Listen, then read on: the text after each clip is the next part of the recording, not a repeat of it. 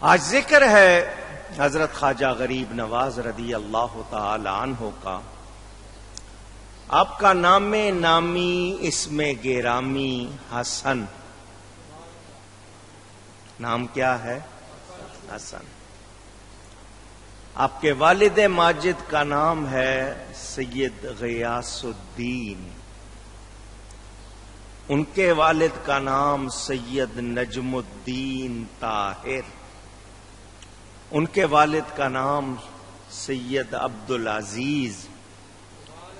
ان کے والد کا نام سید ابراہیم. ان کے والد کا نام سید ادریس. اور یہ سید ادریس فرزند ہیں حضرت سیدنا امام موسیٰ کاظم رضی اللہ تعالی عنہ. امام موسیٰ کاظم بیٹے ہیں سیدنا امام جعفر صادق کے. امام جعفر صادق بیٹے ہیں امام محمد باقر کے. امام محمد باقر بیٹے ہیں حضرت امام زین العابدین کے. اور امام زین العابدین بیٹے ہیں حضرت سیدنا امام حسین رضی اللہ تعالی. تو باپ کی طرف سے آپ حسینی سید ہیں. پھر آگے حضرت علی اور حضور تک 11 واسطے. وہی بات 11ویں پھر یہاں بھی آئی ہوئی ہے.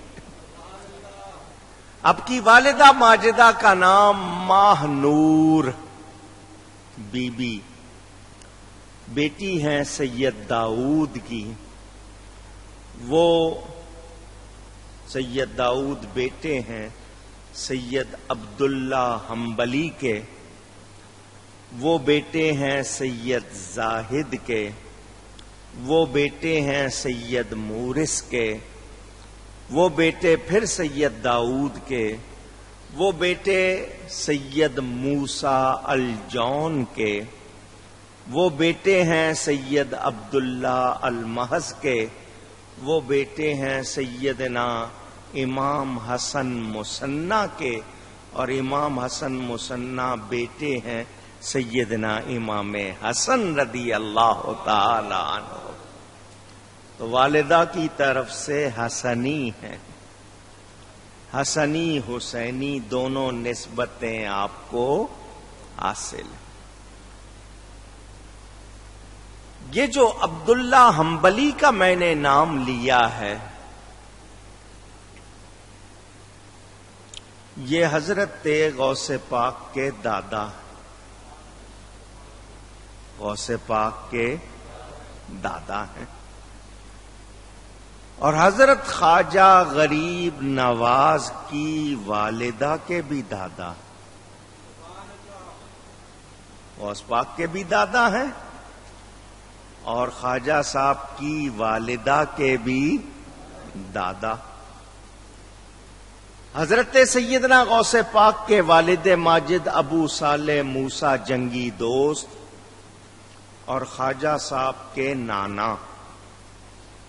خواجہ صاحب کے اونچی گئیے گا، آپس میں بھائی ہیں. دونوں کیا ہیں؟ بھائی ہیں. اس طرح خواجہ صاحب کی والدہ غوث پاک کی چچا زاد بہن ہو گئی اور غوث پاک خواجہ صاحب کے ماموں ہو گئے. رشتہ داری بھی غوث پاک سے، یہ روایتوں میں جیسا ہے میں نے اس طرح بتایا. 530 ہجری. کتنی؟ غوث پاک 470 اور یہ 530 ہجری میں سجز علاقہ ہے سیستان کا، ایران کے قریب. وہاں حضرت خواجہ صاحب پیدا ہوئے. کتابوں میں تذکرہ ملتا ہے ابھی خواجہ صاحب اپنی والدہ کے شکم مبارک میں تھے، پیٹ میں تھے، تو والدہ کو پیٹ سے ذکر کی آواز آتی تھی. کوئی پیٹ میں اللہ کا ذکر کر رہا ہے، وہ آواز سنتی تھی. حیران یہ اندر سے آواز کیسے آ رہی ہے؟ تو ان کو غیب سے آواز آئی، ہمارا بندہ ہے، ہر حال میں ہمیں یاد رکھتا ہے، تمہارے پیٹ میں بھی ہمارا ذکر کر رہا ہے۔ یہ اس کا مطلب کہ ماں کے پیٹ سے ولی پیدا ہوئے۔ سیدنا خواجہ غریب نواز ابھی 14 برس اور 1-2 مہینے اوپر، شعبان کا مہینہ تھا، آپ کے والد ماجد وفات پا گئے۔ ترکے میں انہوں نے ایک باغ چھوڑا جس میں پھل وغیرہ لگے ہوئے تھے۔ اس زمانے میں کاروبار مختلف تھے، یہ بھی ایک تھا۔ باپ وہ باغ چھوڑ گیا، اس باغ کی نگرانی کرنا، باغبانی کرنا۔ آپ کو جتنی آمدنی ہوتی تھی آدھی والدہ کو دے دیتے تھے، آدھی اللہ کی راہ میں دے دیتے تھے۔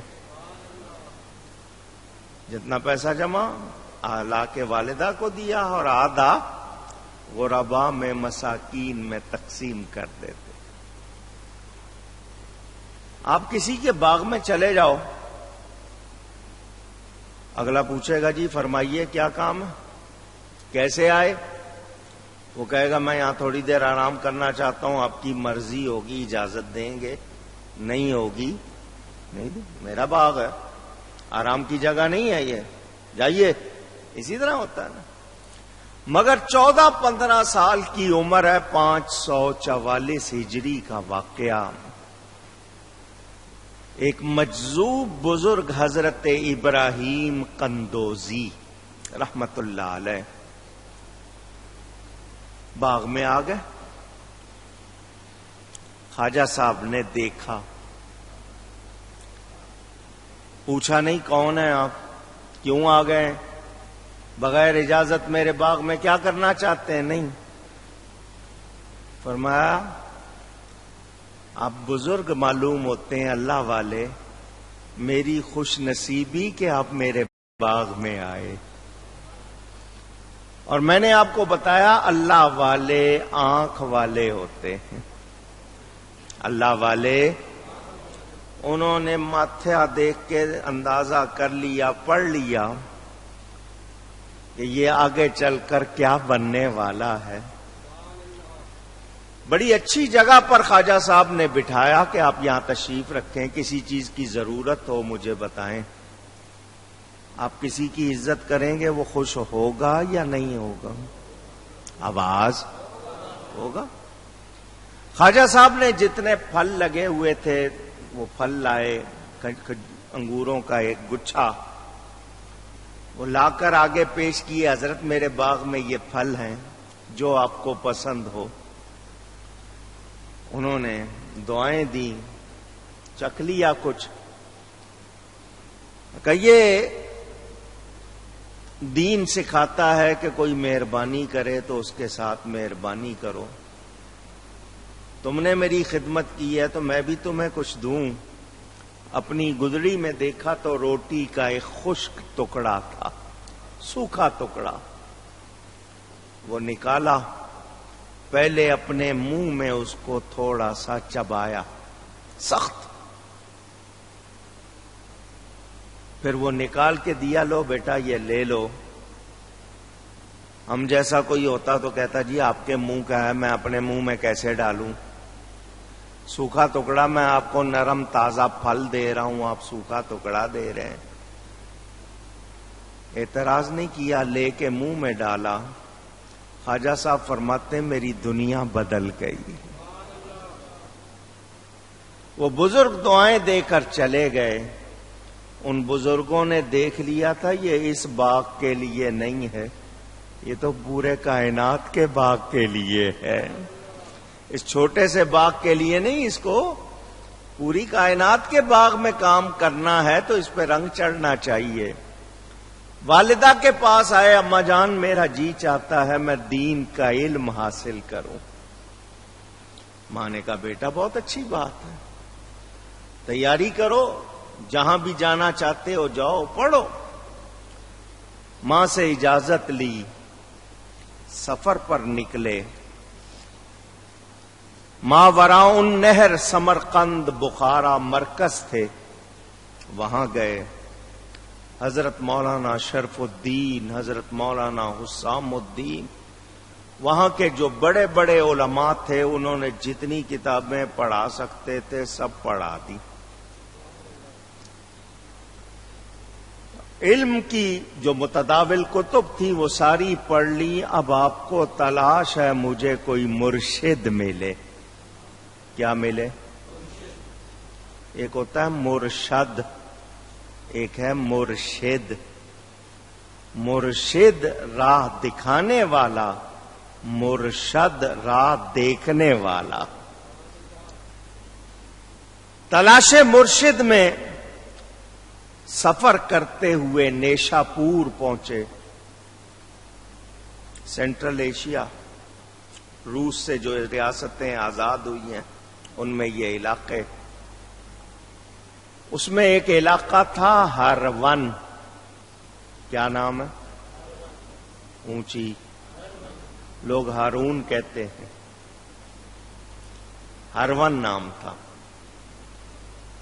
وہاں ایک اللہ والے حضرت سیدنا خواجہ عثمان، لوگ ہارونی کہتے ہیں، ہرونی اصل لفظ ہے،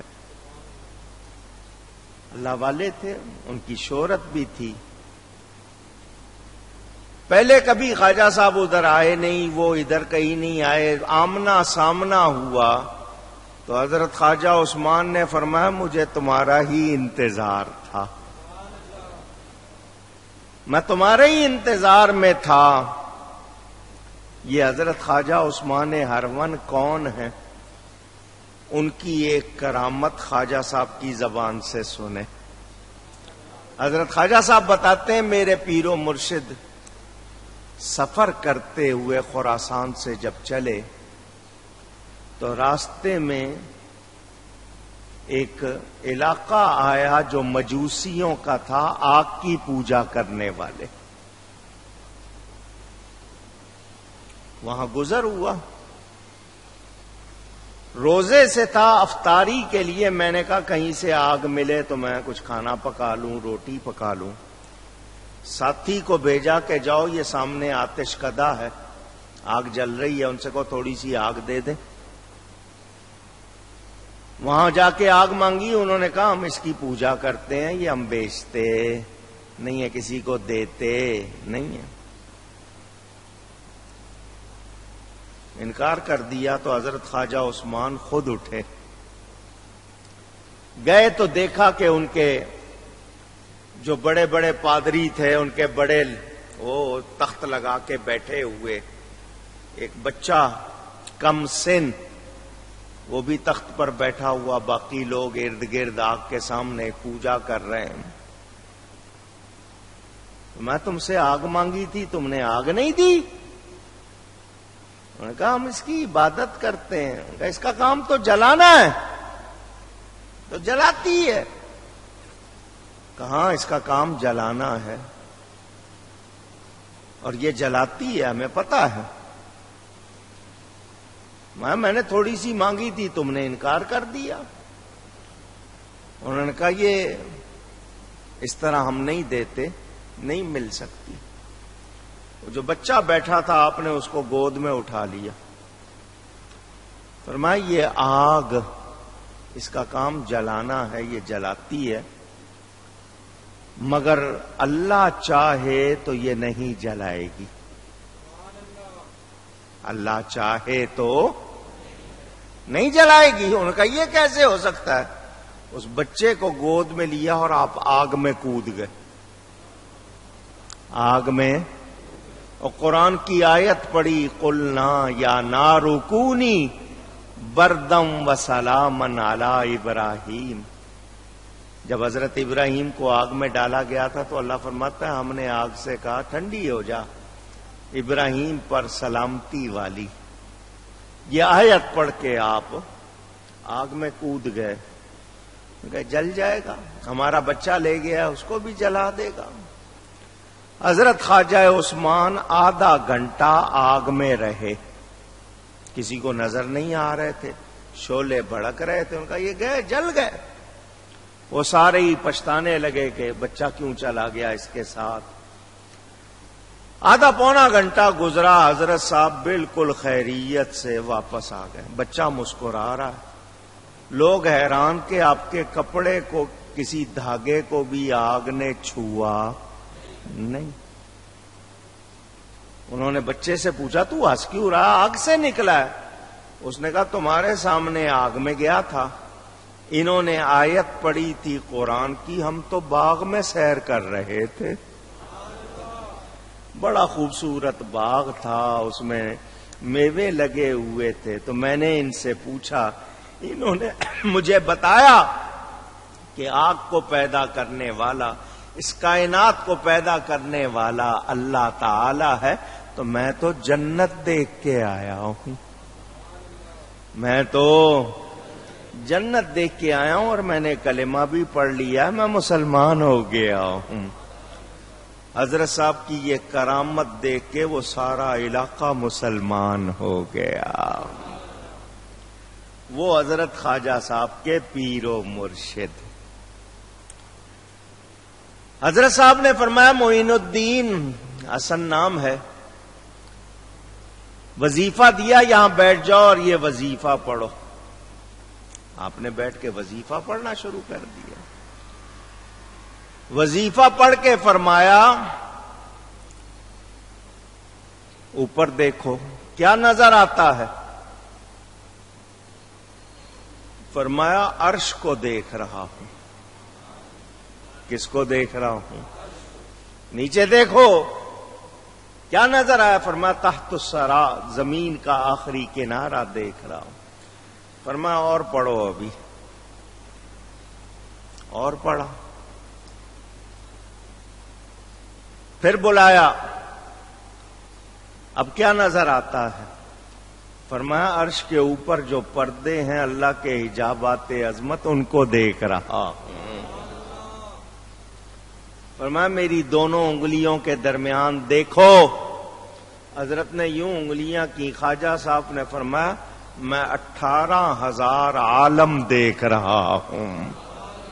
فرمایا کام ہو گیا، اب جاؤ تمہاری ڈیوٹی ہے خلق خدا کی رہنمائی کرو۔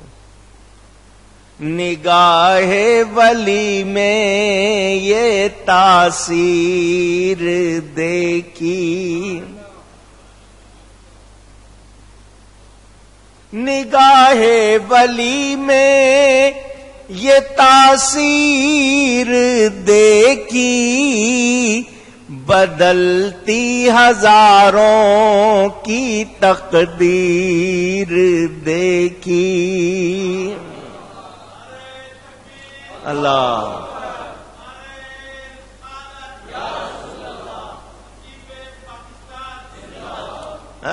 تھوڑا سا وظیفہ پڑھایا اور کہاں کی سیر۔ اور جب خواجہ عثمان ہرونی کی یہ شان ہے، رسول پاک کی کتنی شان ہوگی؟ جب وہ اپنی 2 انگلیوں میں اتنے جہان دکھا رہے ہیں تو صحابہ حضور کے پاس بیٹھ کے کیا کیا دیکھتے ہوں گے، اندازہ کیا جا سکتا ہے۔